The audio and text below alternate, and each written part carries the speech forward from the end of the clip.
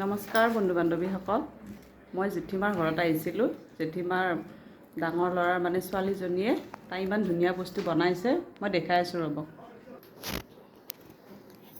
এইখন কুলা তাই নিজে বনাইছে, চাবচোন।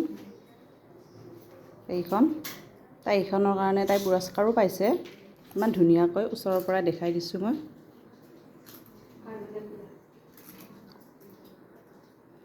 এয়া আৰু এইখন চাবচোন, এইখন ইমান ধুনীয়াকৈ বনাইছে।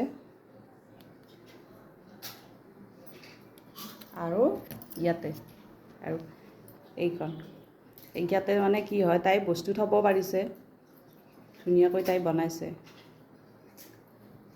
আৰু দেখাইছোঁ ৰ'ব। আৰু এইখন বনাইছে, তাই এনেকৈ ৱালত থৈ দিছে, এই তিনিটা। আৰু এই চাওকচোন, ময়ূৰটো ধুনীয়াকৈ বনাইছে, নহয় জানো? আৰু এইবোৰ এনেকৈ তাই সজাই থৈছে, নিজে বনাই। এইটো আৰু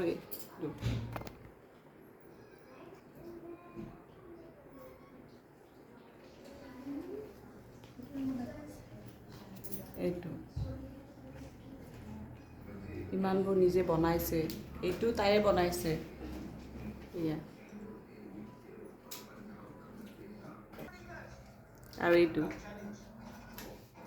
ইমান ধুনীয়াকৈ বনাইছে, তাই নিজে সজাই থৈ দিছে। এনেকুৱা কাম জানিলে ধৰক নিজৰ কিনিবৰ প্ৰয়োজনে নাই, ইয়াতে নিজে ঘৰতে বনাই সজাই থ'ব পাৰে।